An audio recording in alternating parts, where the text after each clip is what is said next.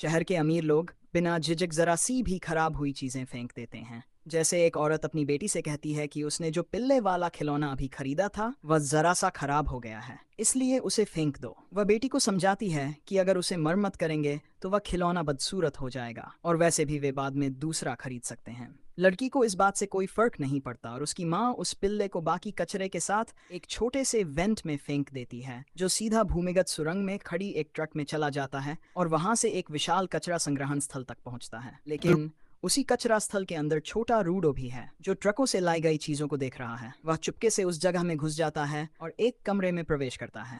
दुर्भाग्य से एक गार्ड को कमरे से आती आवाज सुनाई देती है और वह तुरंत अंदर आता है। वह बंदूक ताने रूडो कचरे में टटोलते देखता है और उसे गंदा नीच कहकर गाली देता है जो शहर की खूबसूरती को कचरा जमा करके खराब कर रहा है। रूडो इन बातों पर कोई जवाब नहीं देता क्योंकि ऐसे ताने तो वह हर मंगलवार सुनता ही। लेकिन गार्ड अलार्म बजा देता है और बैकअप बुला लेता है।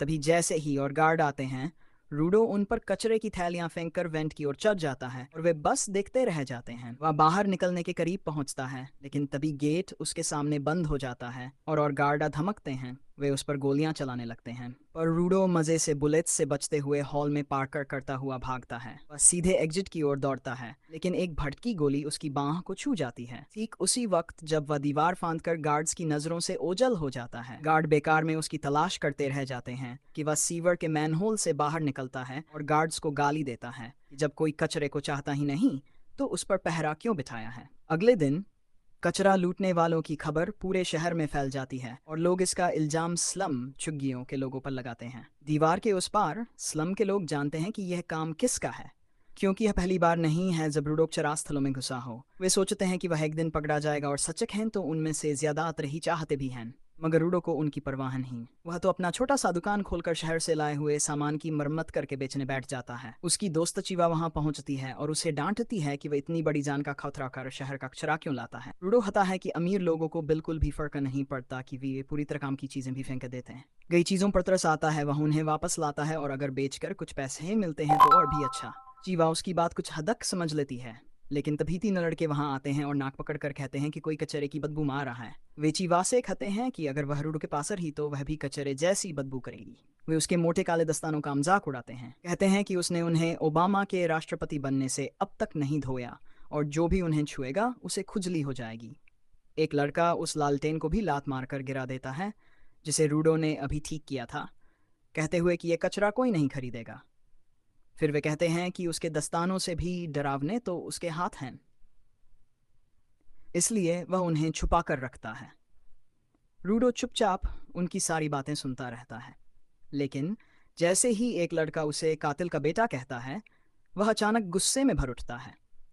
लड़के रुकते नहीं, वे कहते हैं कि स्लम तो अपराधियों को कैद करने के लिए बनाया गया था और आज वहां रहने वाले लोग उन्हीं अपराधियों की औलादें हैं, इसलिए वे अपनी साफ सुथरी छवि बनाए रखते हैं। मगर रूडो के बाप ने हत्यारा बनकर उन्हें शर्मिंदा किया।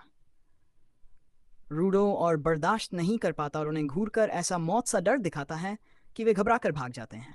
फिर भी उसे गाली देते हुए कहते हैं कि वह भी एक दिन अपने बाप जैसा हत्यारा बनेगा।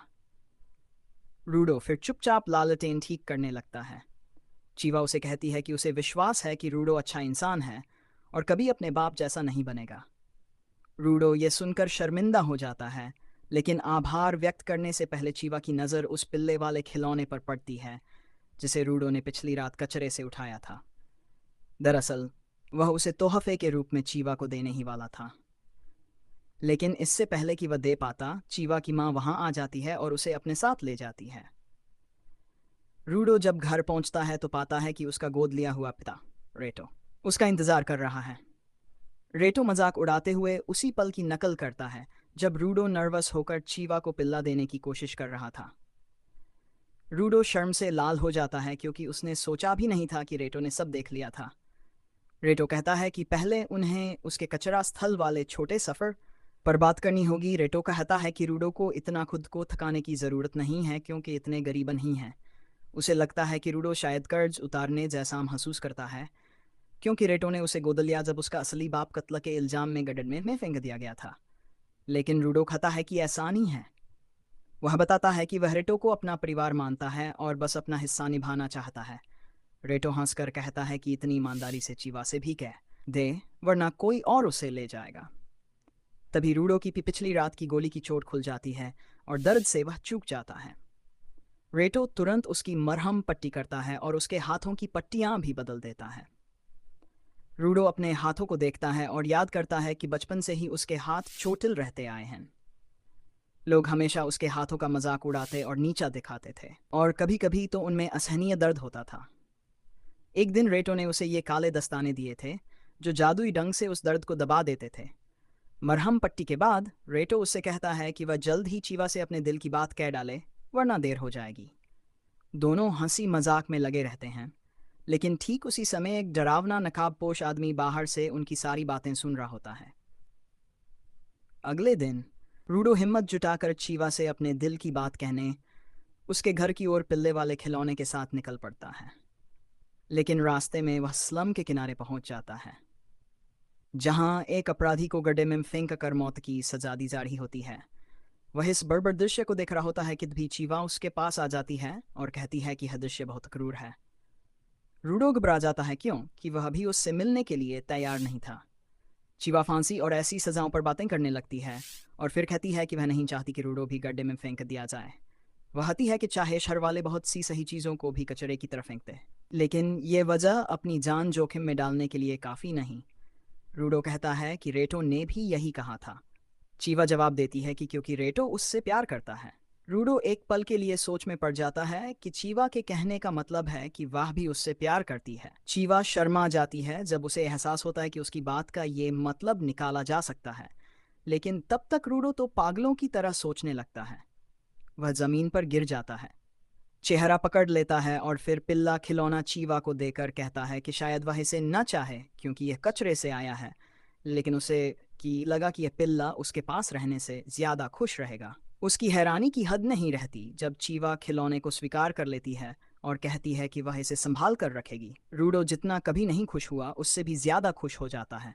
वह कूदता फांदता घर की ओर लौटता है, सोचते हुए कि इसे तुरंत रेटो को बता देना चाहिए। लेकिन जैसे ही वह घर पहुंचकर दरवाजा खोलता है, उसे अंदर का दृश्य देखकर झटका लगता है। रेटो जमीन पर गिरा पड़ा है और उसके ऊपर वही डरावना नकाबपोश आदमी बैठा है। नकाबपोश रूडो को एक नजर देखता है और फिर चाकू रेटो के सीने में और गहरा घोंप देता है। रूडो गुस्से में उस पर टूट पड़ता है, लेकिन इतनी जोर से चोट खाता है कि उसे होश ही नहीं रहता। जब होश आता है तो देखता है कि नकाबपोश अपना काम खत्म कर चुका है। वह जमीन से एक किताब उठाता है और बाहर निकलने लगता है।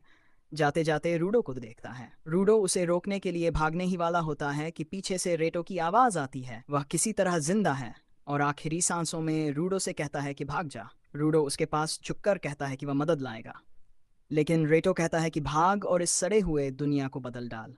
इतना कहकर उसकी सांस हमेशा के लिए थम जाती है। रूडो अब भी सब समझ नहीं पा रहा होता कि तभी गार्ड आ जाते हैं और उसे पकड़कर कातिल करार देते हैं। वे कहते हैं कि उसे रंगे हाथों पकड़ा गया है। रूडो चीख चीख कर कहता है कि असली कातिल अभी बाहर गया है, लेकिन कोई उसकी बात नहीं सुनता। गार्ड उसे बेहोश कर देते हैं। जल्द ही रूडो को फांसी के मंच पर ले जाया जाता है। पूरी स्लम बस्ती उसे गड्ढे में फेंके जाने की सजा देखने पहुंचती है, और शहर के बड़े लोग भी।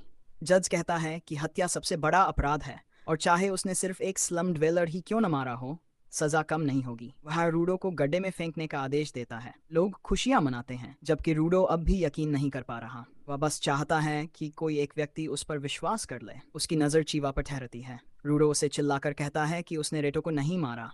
वह उससे असली अपराधी को ढूंढने की गुजारिश करता है, लेकिन चीवा कहती है कि उसने उस पर भरोसा किया, लेकिन वह काबिल नहीं निकला। वह कहती है कि आखिरकार वह भी हत्यारे का बेटा ही निकला, और फिर वह पिल्ले वाले खिलौने को गिराकर उससे मुंह मोड़ लेती है। उसका ये धोखा रूडो को किसी भी चोट से ज्यादा दर्द देता है। गुस्से में वह भीड़ पर चीखता है कि वे लोग ही असली मानव कचरा हैं, जिनमें न दिमाग है निरादा। वह कसम खाता है कि एक दिन उन्हें नरक भेजेगा।